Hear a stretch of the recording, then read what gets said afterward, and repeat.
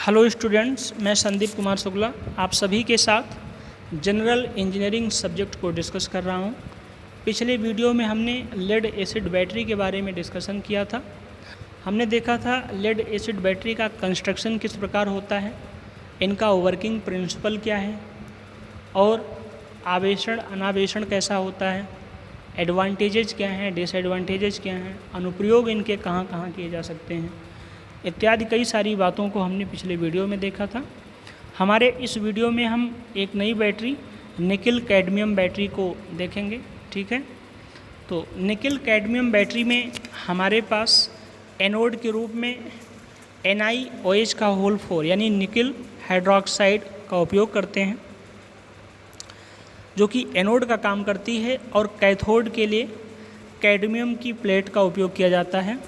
और इसमें इलेक्ट्रोलाइट के रूप में KOH यानी पोटेशियम हाइड्रोक्साइड इलेक्ट्रोलाइट के रूप में यूज किया जाता है, जिसमें थोड़ी मात्रा में, ठीक है, लिथियम हाइड्रेट का भी इस्तेमाल कर लिया जाता है।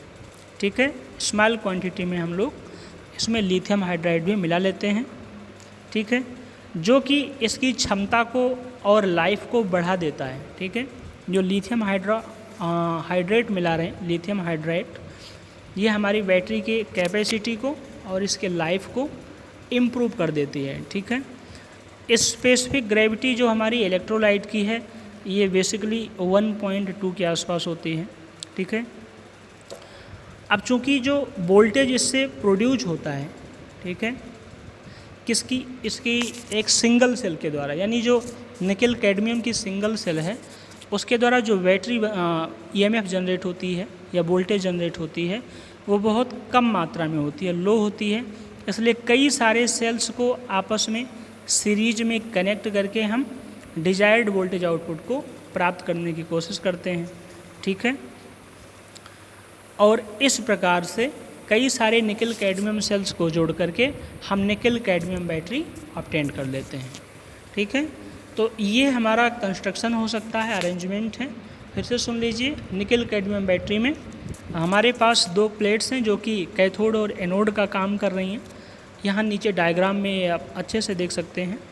एनोड के रूप में हमारे पास NiOH का होल 4, ठीक है, और कैथोड के लिए कैडमियम, इन धातुओं का उपयोग करते हैं।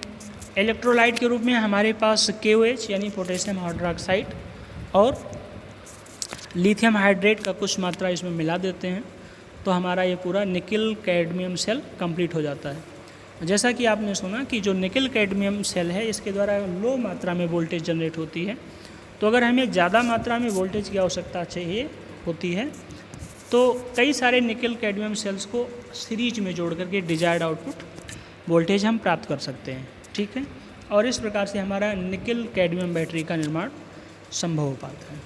ठीक है, नेक्स्ट ज़रा देखते हैं। यही सारी बातें इसमें हिंदी में भी मेंशन है, आसानी से आप लोग देख सकते हैं। ठीक है, अब इस प्रकार की बैटरी में जो हमारी धनात्मक प्लेट है, ठीक है, यानी एनोड्स हैं, इनकी संख्या ऋणात्मक प्लेटों से एक ज़्यादा होती है। ठीक है, और कारण कि जो बैटरी का पात्र है यानी कंटेनर है उसको हम पॉजिटिव, जो एक्स्ट्रा पॉजिटिव प्लेट्स है उससे जोड़ देते हैं। ठीक है, अब हमारे पास है इसकी वर्किंग यानी कार्य सिद्धांत, ये काम कैसा करता है। तो जब इस बैटरी को आवेशित किया जाता है, यानी जब हम इसे चार्ज कर रहे होते हैं, तो KOH का OH आयन यानी कि हाइड्रोक्सिल आयन इसे कहते हैं, ये एनोड यानी पॉजिटिव टर्मिनल की तरफ बढ़ने लगता है। ठीक है, और जो पोटेशियम आयन है यानी K आयन, किसका, इलेक्ट्रोलाइट का, इलेक्ट्रोलाइट KOH है, इसका नेगेटिव आयन हमारा हाइड्रोक्सिल आयन यानी OH आयन और पॉजिटिव आयन K आयन हो जाएगा। तो इसका जो नेगेटिव आयन है यानी कि हाइड्रोक्सिल आयन, ठीक है, ये पॉजिटिव टर्मिनल अर्थात एनोड की ओर बढ़ने लगता है, और जो पोटेशियम आयन था इलेक्ट्रोलाइट का यानी K आयन, ये नेगेटिव टर्मिनल अर्थात कैथोड की ओर बढ़ने लगता है, और इस प्रकार से हमें निम्नलिखित अभिक्रिया प्राप्त हो जाती है। जैसे एनोड जो हमारा है वहाँ क्या है, ये बना है NiOH और प्लस 2H, तो यहाँ से क्या करेगा, ये रिएक्शन करके NiOH का होल 4 क्रिएट कर लेगा, और कैथोड पर हमारे पास जो कैडमियम हाइड्रोक्साइड क्षण है इसके साथ 2K+ आयन क्रिया करेगा तो कैडमियम अलग हो जाएगा और 2KOH अलग हो जाएगा। इस प्रकार जब फुल चार्ज हो जाएगा तो एनोड हमारा NiOH4 तथा कैथोड कैडमियम में बदल जाता है। ठीक है, यानी जब फुली चार्ज होता है, पूर्ण रूप से आवेशित होता है, तो एनोड NiOH4 और कैथोड CD के रूप में बदलता है। ठीक है, नेक्स्ट है हमारे पास डिस्चार्जिंग यानी कि अनावेशन। अब जब डिस्चार्जिंग होगा यानी कि ये डिस्चार्ज होंगे तो उसमें ये चीज़ें बदल जाएंगी। ठीक है,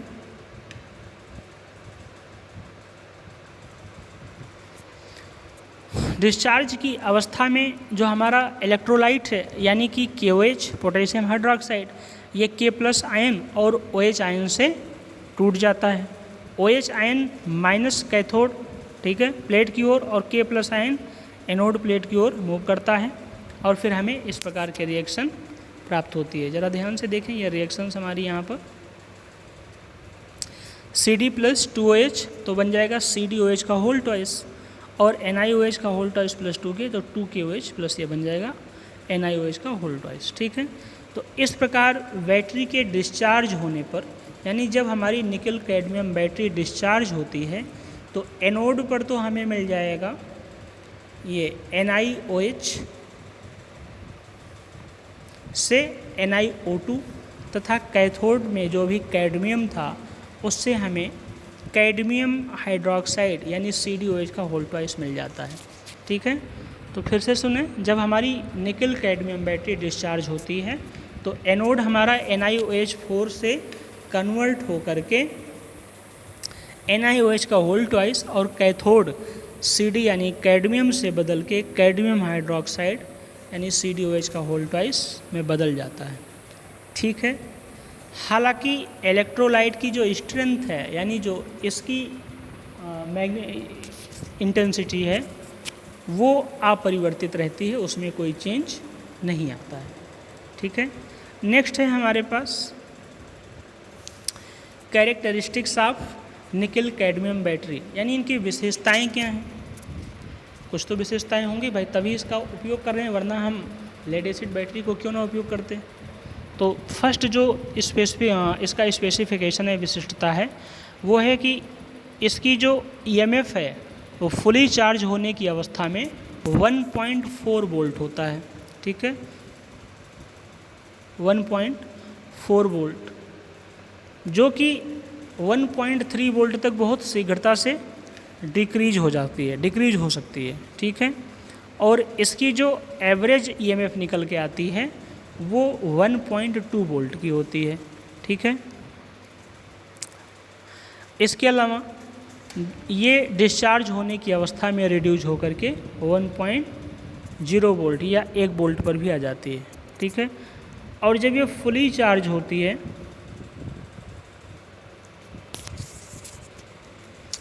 ठीक है, तो इस प्रकार से फुली चार्ज होने की अवस्था पर इसकी EMF 1.4 वोल्ट, हालांकि ये उस स्थान पर ज़्यादा देर तक मेंटेन नहीं कर पाती और ये शीघ्रता से 1.3 वोल्ट के आसपास आ जाती है।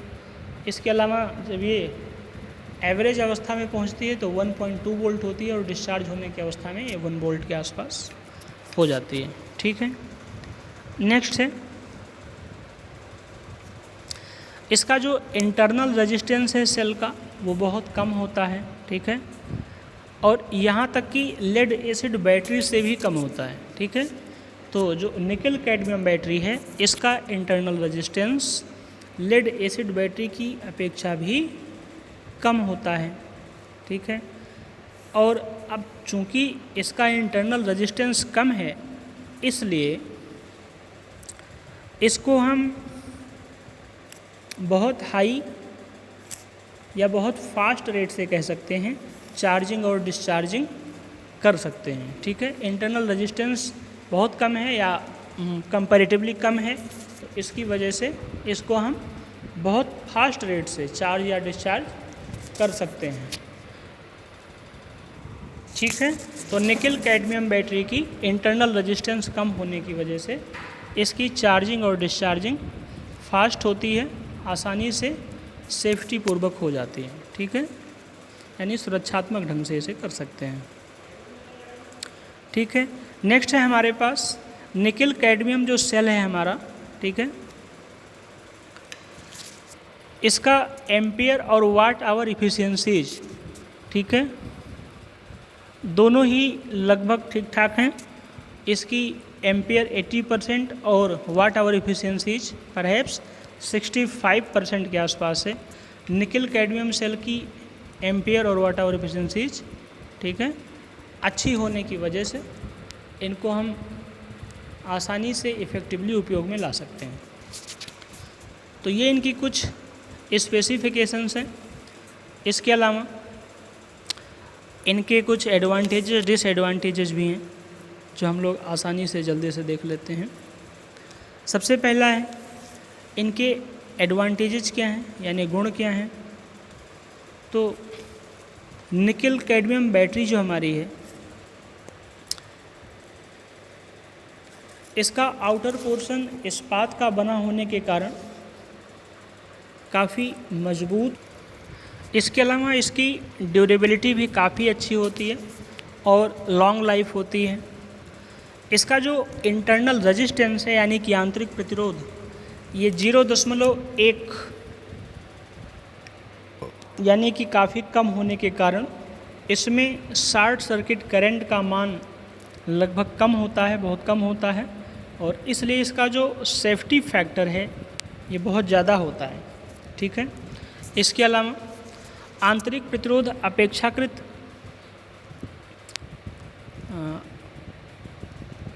इंटरनल रेजिस्टेंस अपेक्षाकृत अधिक होने के कारण इसे लंबी अवधि यानी लॉन्ग ड्यूरेशन तथा विसर्जित अवस्था यानी डिस्चार्ज कंडीशन में रखा जा सकता है, ठीक है। इसके अलावा इसका प्रयोग करते समय इसकी वोल्टता लगभग स्थिर यानी कांस्टेंट बनी रहती है, क्योंकि इसके विद्युत वाहक बल पर तापमान का प्रभाव कम पड़ता है, ठीक है। इसकी अनुरक्षण कीमत यानी मेंटेनेंस कॉस्ट, ठीक है, लगभग बहुत कम होती है, ठीक है। इसके अलावा इसके आवेशन व विसर्जन यानी कि चार्जिंग व डिस्चार्जिंग रेट काफ़ी तेज़ होती है, फास्ट होती है। इससे किसी प्रकार की विषैली गैस यानी हानिकारक गैस का उत्सर्जन नहीं होता है, ठीक है। और इसमें जो इलेक्ट्रोलाइट KOH है, इसकी स्ट्रेंथ भी परिवर्तित नहीं होती है, फिक्स लगभग कांस्टेंट बनी होती है। इसके आवेशन व विसर्जन यानी चार्जिंग और डिस्चार्जिंग में पोटेंशियल्स में जो डिफरेंस है वो बहुत कम होता है। और लास्ट और लीस्ट नॉट लीस्ट पॉइंट जो है यानी अंतिम लेकिन फिर भी ये महत्वपूर्ण पॉइंट है कि लेड एसिड सेल की अपेक्षा ये वेट में काफ़ी हल्की होती है, कॉम्पैक्ट होती है, ठीक है। लेड एसिड सेल की अपेक्षा ये भार में हल्की होती है, ठीक है। तो ये कुछ इसके इम्पोर्टेंस थे, महत्वपूर्ण बातें थी। हालांकि फिर भी इसमें कुछ हानियाँ भी हैं, कमियाँ भी हैं, जैसे कि इसकी प्रारंभिक लागत यानी इनिशियल कॉस्ट अधिक होती है, जैसे कि लेड एसिड बैटरी के केस में था, उसकी भी इनिशियल कॉस्ट ज़्यादा थी। नेक्स्ट है हमारे पास निकिल आयरन सेल की अपेक्षा ये भार में भारी होती है, यानी निकिल कैडमियम सेल भी थोड़ी ज़्यादा होती है निकिल आयरन की अपेक्षा। अर्थात अगर निकिल आयरन का संयोग करके हम बैटरी बनाएं तो निकिल कैडमियम की अपेक्षा भी ज़्यादा हल्की होगी, ठीक है। तो इसे एक डिसएडवांटेज के रूप में माना जा सकता है कि निकिल आयरन सेल की अपेक्षा ये भार में थोड़ी सी भारी होती है, इसका वेट थोड़ा सा ज़्यादा हो जाता है, ठीक है।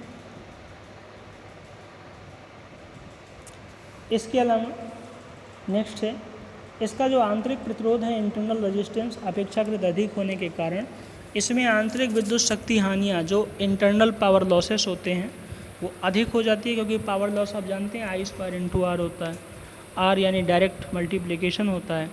इसलिए लेड सेल या लेड एसिड सेल की अपेक्षा इसकी जो एफिशिएंसी होती है वो थोड़ी सी कम हो जाती है, ठीक है, क्योंकि इंटरनल पावर लॉसेस ज़्यादा हो जाती है इंटरनल रेजिस्टेंस की अपेक्षा, ठीक है। इसके अलावा लेड से एसिड सेल की अपेक्षा इसकी सभी प्रकार की जो वोल्टेज हैं वो काफ़ी कम होती हैं, ठीक है। आपने देखा ही था जो लगातार कम होती जा रही हैं, जब ये मैक्सिमम यानी कि हाईएस्ट चार्जिंग पोजीशन में होता है तो 1.4 वोल्ट होती है, ठीक है। तो इस प्रकार से इसकी जो वोल्टेज होती है वो लेड एसिड सेल की अपेक्षा कम होती है। इसके अलावा जो प्रति सेल वोल्टता है इसकी वो कम है और इसकी वजह से समान वोल्टता की बैटरी बनाने के केस में लेड एसिड सेल की अपेक्षा इन सेलों को अधिक संख्या में लगाना पड़ता है, ठीक है, क्योंकि जो निकेल कैडमियम सेल्स हैं इनकी प्रति सेल वोल्टेज काफ़ी कम होती है। तो अगर हम एक बैटरी बनाने की कोशिश करें कंप्लीट बैटरी, तो उसमें लेड एसिड सेल की अपेक्षा निकेल कैडमियम सेल के बैटरी बनाने में अधिक सेलों की आवश्यकता पड़ेगी, यानी निकेल कैडमियम सेल की संख्या ज़्यादा लगेगी, ठीक है। इस प्रकार बैटरी का आकार एवं भार दोनों ही बढ़ जाएगा, ठीक है।